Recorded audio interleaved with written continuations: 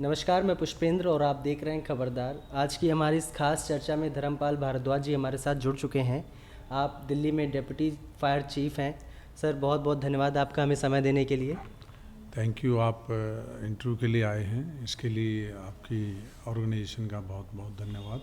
चलिए, धर्मपाल जी भारद्वाज जी के बारे में थोड़ी सी चीज़ें आपको बता दूं। आप दिल्ली फायर डिपार्टमेंट में डिप्टी चीफ हैं। आप वीरता चक्र से सम्मानित हैं, परम विशिष्ट सेवा मेडल और विशिष्ट सेवा मेडल से भी सम्मानित हैं। तो सर, सबसे पहले तो मैं जानना चाहूँगा, आप अपने बारे में थोड़ी सी कुछ चीज़ें हमें बताएं जो शायद हमें नहीं पता है कहीं ना कहीं। मेरा गांव डेला कलां है, जो कि दिल्ली बॉर्डर लगभग हरियाणा में ही, हरियाणा का ही कल्चर है। मैं गांव से ही बिलोंग करता हूं।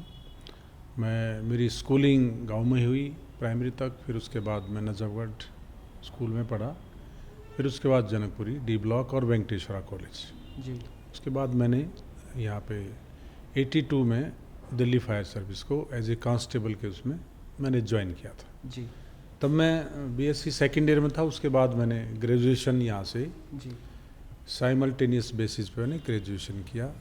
ग्रेजुएशन करने के साथ साथ मैंने और आगे फर्दर 2 डिपार्टमेंटल जो स्टडी थी वो अपनी कंटिन्यू रखी, जिसको हम ग्रेड आई के नाम से यहाँ जानते हैं। जी। इंडिया से की। फिर उसके बाद मैंने यूके से भी अच्छा। मैं यूके भी किया। दोनों ही डिग्रियाँ मैंने यहीं पे सर्विस में रहते रहते ही मैंने किया है। बाहर का मैंने घर वालों का या अपना पैसा नहीं खर्च करवाया किसी जी। और उसी के साथ साथ ही मेरे को फिर मेरे अपने वेन्यू थे वो खुले, क्योंकि इंजीनियरिंग की डिग्री थी दोनों। तो उसका मुझे बेनिफिट ये हुआ कि मुझे डायरेक्ट ही सब ऑफिसर, स्टेशन अफसर, डिवीजनल अफसर के लिए डायरेक्ट मेरे को इंटरव्यूज़ कॉल आए और मैंने तीनों बार मैंने फेस किया। सब ऑफिसर का मैंने फेस किया इंटरव्यू, तो मैं उसमें आई स्टूड फर्स्ट।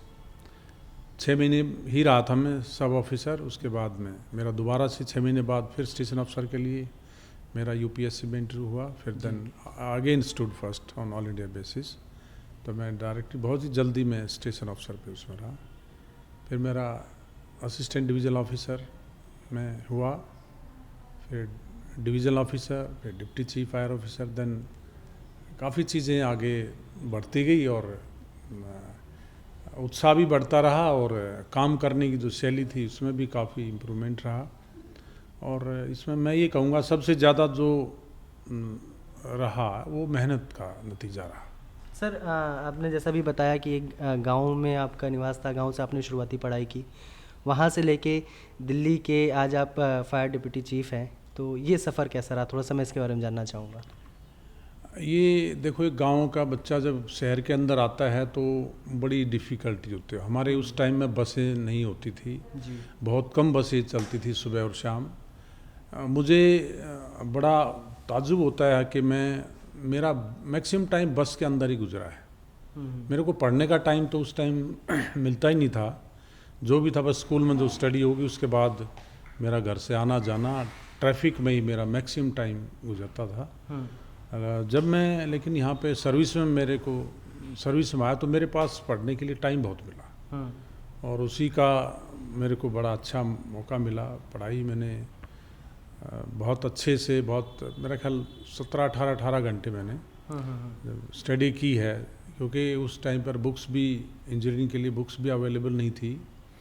कोई ज़्यादा इधर उधर से हेल्प भी नहीं मिल रही थी। सेल्फ स्टाइल था, सेल्फ स्टडी थी। सब चीज़ें हमने खुद ही इधर उधर से निकाला और स्टडी को आगे किया। और वाकई ये मेहनत का दौर था। अच्छा सर, मेरा एक अपना पर्सनल मानना है कि अगर हम ग्रामीण क्षेत्र में रहते हैं तो हम शारीरिक तौर पर ज़्यादा मजबूत हो जाते हैं, और अगर हम शहरों में रहते हैं तो हम मानसिक तौर पर ज़्यादा मजबूत होते हैं। उसके अलग अलग फैक्टर्स हो सकते हैं। तो आपका इस पर क्या कुछ कहना है कि आप एक ग्रामीण क्षेत्र से थे, फिर शहर में आना, पढ़ाई करना और आज इस पोस्ट तक आना, तो इस पर इसका कमेंट क्या रहेगा आपका? देखो, गांव में रहते तो खाना पीना बहुत अच्छा रहता है और उससे शारीरिक जो है वो तो आदमी मजबूत रहता है, और अगर शारीरिक में फिर मानसिक भी तो मजबूत होता है। आदमी नहीं, ये कहीं ना कहीं मुझे ऐसा लगता है कि अगर आप गांव में रहते हैं तो आपका जो बेसिकली आपका जो इन्वायरमेंट है, आपकी जो कम्युनिटी है वो उतनी डेवलप्ड नहीं होती है, तो आप मानसिक उतना डेवलप नहीं होते हैं। शहर में आते हैं तो कहीं ना कहीं कुछ चीज़ों की टेंशन होती है, कॉन्फिडेंस लेवल कम होता है, उतना प्रेजेंटेशन उतना अच्छा नहीं होता, तो ये लगता है कि मैं उससे कम हूँ। ये सारी चीज़ें कैसी रहीं? नहीं, मैंने अपने आप को खुद ही डेवलप किया है। जी। मैंने अपनी लाइन पहले से बढ़ाई है। मैंने दूसरे से कभी कंपैरिजन नहीं किया। मेरा जो कल था, यस्टरडे था, मैंने आज उसको बहुत अच्छा प्रेजेंट किया, और जो फ्यूचर का जो आने वाला कल है उसको मैंने और बेटर देन यस्टरडे, मेरा यही सोचना रहा। मैंने कभी अपने आप को दूसरे से कंपैरिजन नहीं किया कि मैं चाह रहा था कि मेरे अंदर जितना रिफाइंड में हूँगा, जितना मेहनत मैं खुद करूँगा, जितना मैं अपने आप की गलतियाँ मैं कम करूँगा, मैं जितनी लाइफ में गलतियाँ कम करूँ उतना ही मैं आगे बढ़ूँगा। मेरा ये सोचना था। मेरा पास पड़ोस कैसा है, मेरा माहौल कैसा है, ये मैंने कभी इस पर हावी नहीं होने दिया किसी भी टाइम, ना स्टूडेंट लाइफ में ना ही सर्विस के टाइम पर। सर, 3 विशेष जो आपको पुरस्कार या सम्मान मिले हुए हैं, वीरता चक्र और विशिष्ट सेवा मेडल और अति विशिष्ट सेवा मेडल, मैं इनकी कहानी भी जानना चाहूँगा आपसे। ये कीर्तिनगर में अपना एक फायर का इंसिडेंट हुआ था जो कि इंटरनेशनल लेवल पर हुआ था। ये 31 दिसंबर 4 की जो सुबह सुबह थी उसमें हुआ था। इसमें हमारे फायर के 7 ऑफिसर्स इसमें शहीद हो गए थे, और काफ़ी हमारे जो और साथी थे उनको भी काफ़ी बहुत ज़्यादा गहरी चोट लगी थी। उसमें ये वीरता चक्र मिला था, और उसके बाद फिर मेरिटोरियस मिला, फिर डिस्टिंग्विश मिला। यानी ये जो भी मेडल्स हैं ये एक दूसरे से जुड़े होते हैं। आदमी की पूरे ओवरऑल जो परफॉर्मेंसेस हैं जी। बहुत सारी फायरें हुई जहाँ पे मेरा पहले भी गैलेंट्री अवार्ड 1-2 बार पहले भी प्रपोज हुआ था जी। तो किसी वजह से वो नहीं हो पाया। तो मुझे ये अच्छा लगा कि ऑफिसर खुद ये कहते थे हाँ ये really you deserve for this award. तो मुझे कभी ऐसा महसूस नहीं हुआ कि मैं किसी उस पर अवार्ड मिला है तो मैं काम करूं, नहीं मिला है तो नहीं काम करूं। मैं अपने इसको एक घर की तरह, एक फैक्ट्री, अपनी फैक्ट्री की तरह मैंने माना है कि जो भी काम था मैंने अपने उस काम को पूरा बहुत ही तरकीब से, बहुत ही टेक्निकल तरीके से, बहुत ही मेहनत से, लगन से इस तरीके से काम किया है। तो जो 3 अवार्ड हैं और डॉक्टरेट का भी जो अवार्ड मेरे को मिला था अभी पिछले मार्च में डीलिट का जी। तो ये सभी ओवरऑल परफॉर्मेंस है लाइफ की। हम कई फायरें ऐसी हुई हैं जिसमें हमें बहुत ज़्यादा मतलब मेहनत करनी पड़ी अपने आप को। अगर हम बाद में सोचते हैं कि हमने ये रेस्क्यू वगैरह कैसे किया, ये फायर फाइटिंग, ये इतने आदमी को कैसे बचाया, ये हम अब उसका, क्योंकि ये सब इमोशनल चीज़ें हैं। ड्यूटी के साथ साथ हम इमोशंस से भी जुड़े हैं जी। अगर कोई आदमी अंदर फंसा हुआ है तो हम बाहर नहीं रह सकते। ये मेरा अपना निजी मानना है जी। हमारी ड्यूटी कैसे है, कैसा हमारा काम करने का ढंग, SOP क्या कहती है वो एक अलग बात है। लेकिन हम अगर कोई आदमी किसी भी इमरजेंसी में फंसा हुआ है तो हम अपने आप को हम डेंजर में डाल करके उसको बाहर लेके आते हैं। ये मेरा वो है जो उसमें SOP में ऊपर नीचे हमें करना पड़ता है जी। अगर हम अपने आप को रिस्क में नहीं डालेंगे तो हम किसी को बचाने में बड़ा दोनों चीज़ों को कोरिलेट करना बड़ा मुश्किल पड़ता है। आपने अभी बताया कि आग हर प्रकार से अलग अलग तरीके से है, कई बार बहुत विकराल हो जाती है, कई बार बहुत ज़्यादा मतलब ऐसी स्थिति होती है कि बचाना मुश्किल हो जाता है, या कई बार आप स्वयं ऐसी स्थिति में फंस गए हों कि लगता हो कि अब शायद मुश्किल है। तो क्या कभी ऐसी सिचुएशन से निकलने के बाद ये दिमाग में आया कि शायद अब क्विट करना चाहिए, या नहीं जुनून था पूरा अपने पास? एक बार ये शास्त्री नगर में एक कॉल हुई थी वुलन मार्केट में, और फर्स्ट फ्लोर पे 5 बच्चे थे, एक प्रेग्नेंट लेडी थी। उसको हमने फर्स्ट फ्लोर से उतारा था ब्रिज बना करके। इतना ज़्यादा, बहुत ज़्यादा ओवर हीटेड था और बहुत ज़्यादा धुआं था, सभी बेहोश थे उसमें। ब्रिज बना करके दूसरे फ्लोर से हमने उसको कराया और आर्टिफिशियल रेस्पिरेशन दिया उनको। सभी बेहोश थे, कोई बेड के नीचे घुसा था, कोई बाथरूम में था, कोई कहीं था, सबको अलग अलग। उससे सिचुएशन इतनी वर्स्ट थी कि आज हम उस चीज़ को देखते हैं तो बड़ा एकदम से अपने आप को कंट्रोल करना पड़ता है। और कई हमारे सीनियर्स भी वहाँ पे बाद में विज़िट के लिए गए थे, तो उन्होंने मेरे से पूछा, भाई धर्मपाल आपने ये रेस्क्यू ऑपरेशन इनको कैसे बचाया?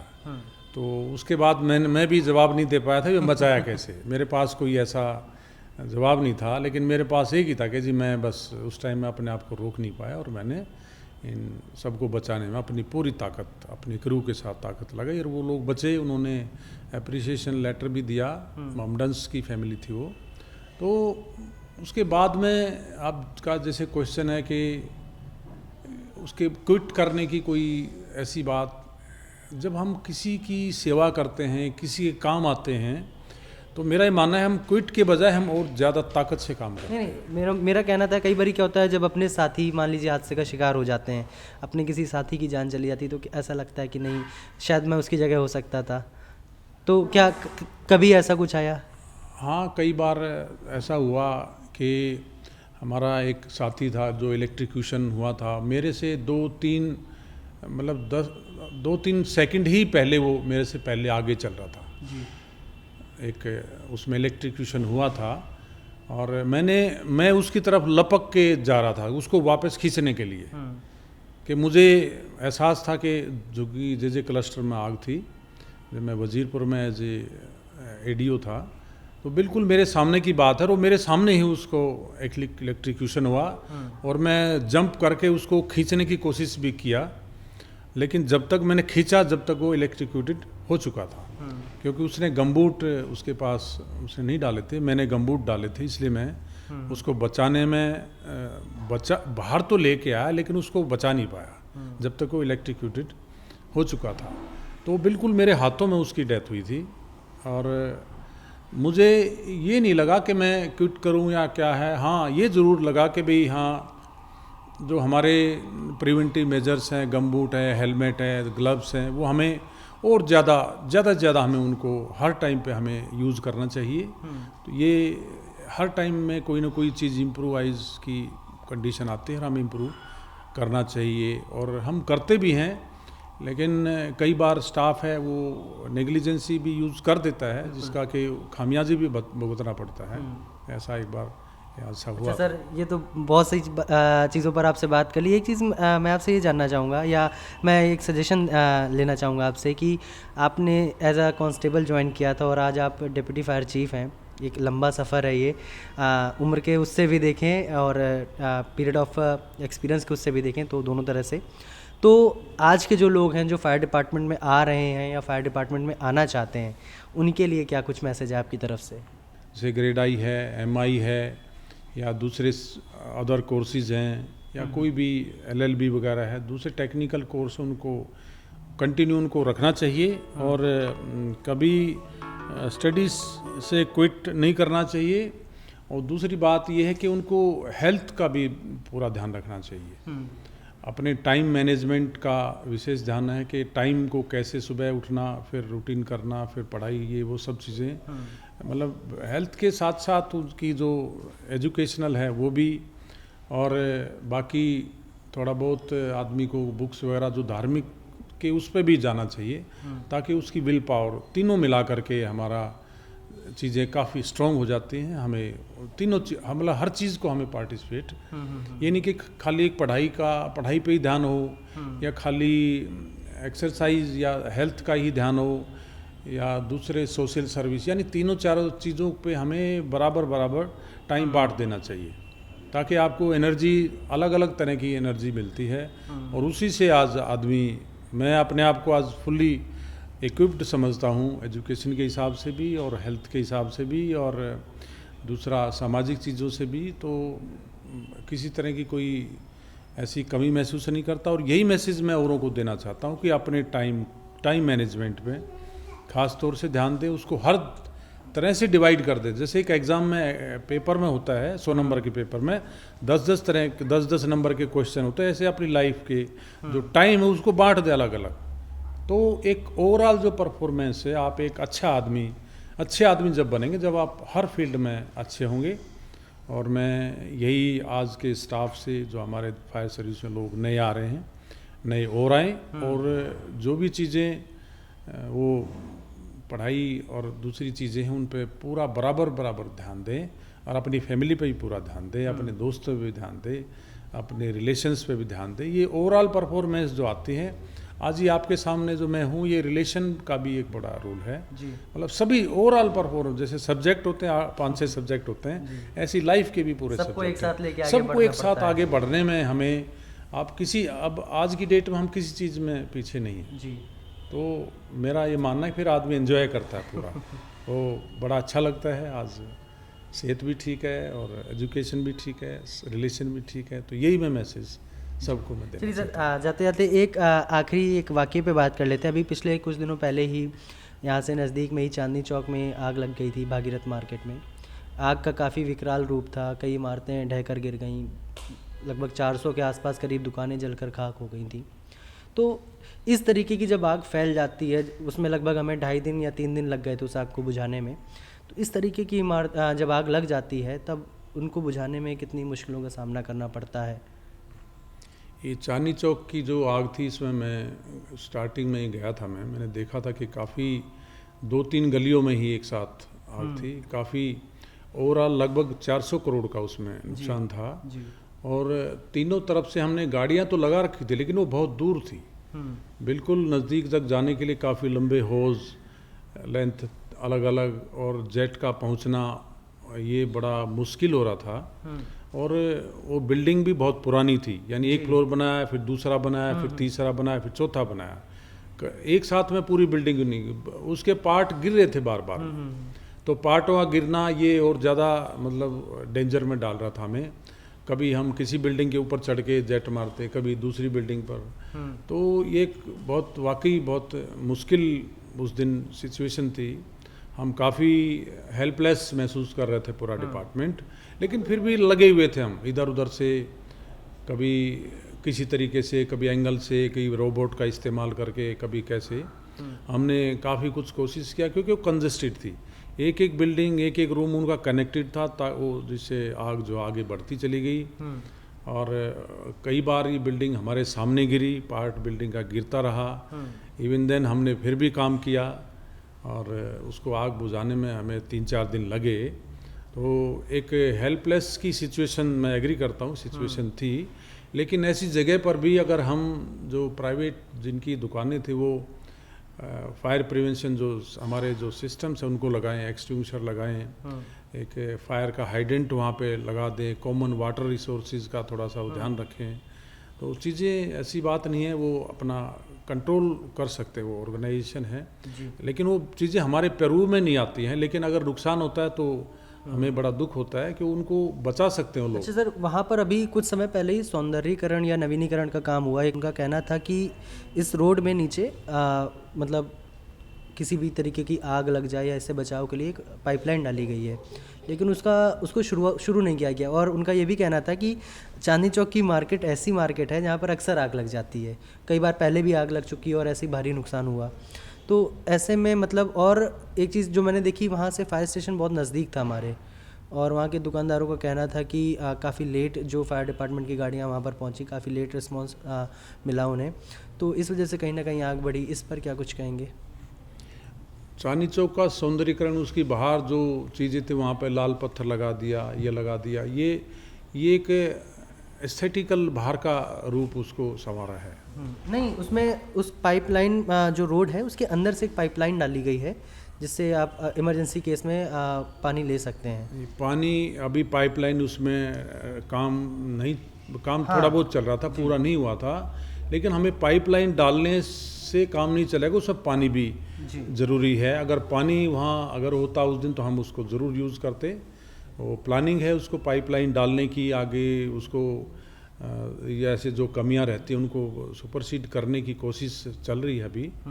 और उसमें अभी प्लानिंग कमेटी भी बैठी हुई है, वो उसके ऊपर काम कर रहे हैं। ये सौंदर्यीकरण अलग चीज़ है और फायर प्रिवेंटिव मेजर्स ये क्वाइट डिफरेंट चीज़ है। मेरा ये मानना, जब सौंदर्यीकरण अगर किस चीज़ का होता तो फायर डिपार्टमेंट को उसमें ज़रूर इन्वॉल्व करना चाहिए। अगर ये स्टार्टिंग से फायर डिपार्टमेंट को वहाँ पे सौंदर्यीकरण के टाइम पे इन्वॉल्व करते हैं कमेटी, तो इसका एक और भी अच्छा रिजल्ट निकलता। प्रिकॉशन में हम उसे यूज़ कर सकते थे। हाँ, क्योंकि पानी का टैंक होना, रिंग मेन डलना, पानी का अंडरग्राउंड टैंक, ओवरहेड टैंक, ये कई प्रोविजंस वहाँ पे हो सकते थे और उसका फ़ायदा जो भी लोग थे उनका दुकानदारों को हो सकता था, लेकिन वो अभी पूरे तरीके से हो नहीं पाया। चलिए सर, जाते जाते बस हमारी ऑडियंस के लिए एक मैसेज बता दीजिए, एक संदेश दे दीजिए कि अगर घर में कोई आग लग जाती है या कहीं पर भी कोई भी आग लगी हुई है तो उसको प्राइमरली रूप से किस तरीके से उसको रोका जा सकता है, बढ़ने से रोका जा सकता है या फिर उसे बुझाया जा सकता है। ये जैसे घरों में रेजिडेंशियल की उसमें एक डिटेक्टर का है, अगर डिटेक्टर हम लगा दें, कुछ ऐसे डिटेक्टर वॉल माउंटेड होते हैं, रूफ माउंटेड होते हैं, बैटरी से ऑपरेटेड होते हैं, किचन में जहाँ भी रिस्क है थोड़ा बहुत हम छोटा मोटा उसमें लगा सकते हैं और अगर कोई बीप होती है, कोई चीज़ होती है तो हमें पता लग जाता है। ये आजकल एक अंगीठी हम अंदर रख के उसको कमरा बंद करके वो ठंड की वजह से उसको भी हम ध्यान रखें कि विंडो या कोई जो वेंटिलेशन उसमें थोड़ा बहुत हमें उसमें लगाना चाहिए। और उसमें एक कार्बन डाइऑक्साइड का जो मोनोऑक्साइड का एक डिटेक्टर आता है वो भी हम उसको यूज़ कर सकते हैं। अंगीठी तो वैसे भी नहीं बंद रूम में यूज़ करनी चाहिए क्योंकि सांस घुटने से मौत हो सकती है, सांस नहीं आती क्योंकि कार्बन डाइऑक्साइड ज़्यादा बढ़ जाता है, उस पर ऑक्सीजन की कमी हो जाती है।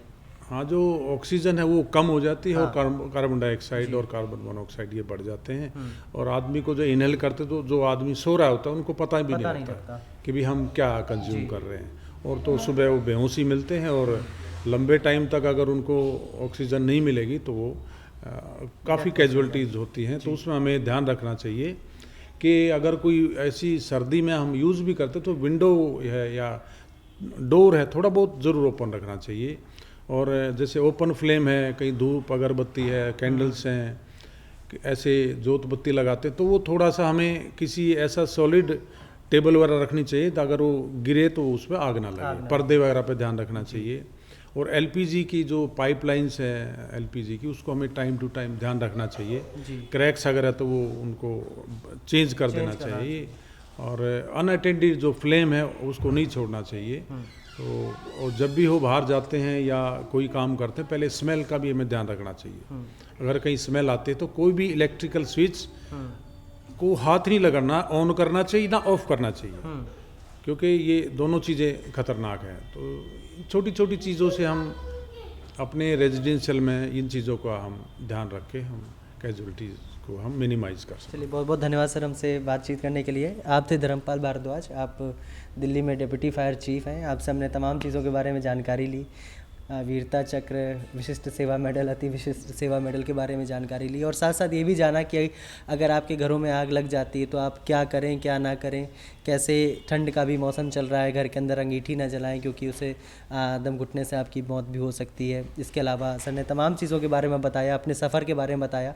ऐसी ही फॉर्मल इनफॉर्मल बातें हम अब तक लाते रहेंगे। देखते रहिए खबरदार। धन्यवाद।